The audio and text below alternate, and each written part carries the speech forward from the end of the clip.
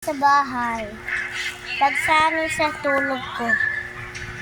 Pag-chat. Okay, tulog muna ako guys.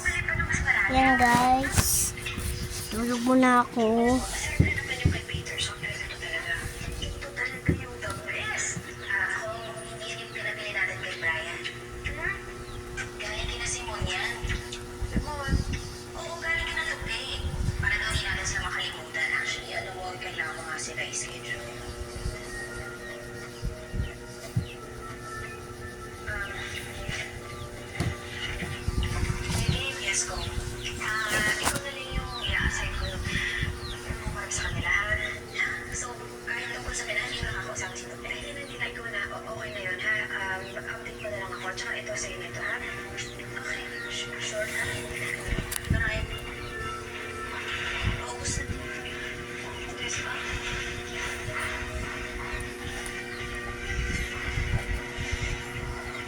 Hi.